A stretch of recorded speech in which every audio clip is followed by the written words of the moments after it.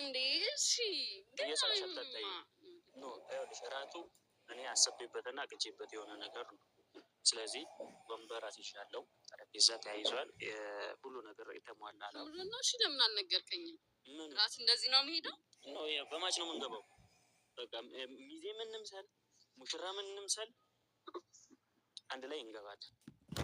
እሺ ለምን ቢያንስ ትንሽ እንኳን አልዘጋጅም? እንዴ ነው የምትነግረው? እንደዚሁም ቆንጆ ነሽ። ኧረ አይደለም እንዴ እንደዚሁም ቆንጆ ነሽ። ለብሰን እንምጣ ቤተሰብ።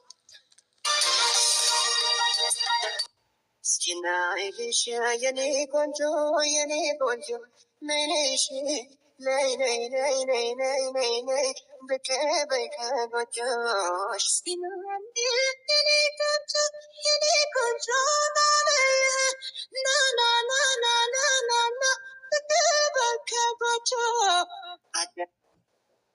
እስኪና ይልሽ የኔ ቆንጆ የኔ ቆንጆ ነይነሽ ነይ ነይ ነይ ነይ ነይ ነይ ነይ ብቅ በይ ከጎጆሽ። እስኪና የኔ ቆንጆ የኔ ቆንጆ ና ና ና ና ና ና ና ብቅ በይ ከጎጆሽ። ሁለት ትንሽ ብዬ ነው ያዝኩልሽ።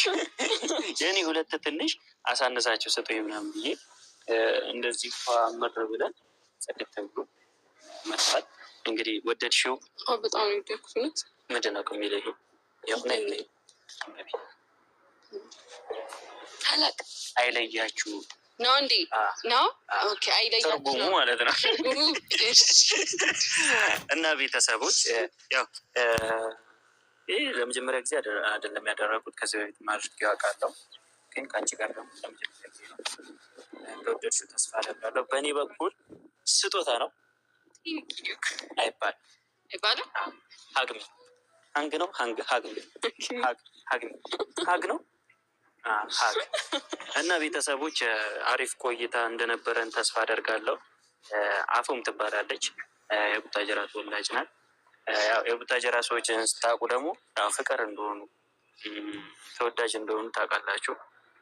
እቺ ደግሞ በቃ ቡታጀራ ውስጥ አትታወቅም፣ ግን እኔ እስከማውቃት ድረስ ጨጓራ፣ ኩላሊት ሁሉንም ነገር ትልጣችኋለች። አሁን እንደዚህ እንደምትስቃ አታይም።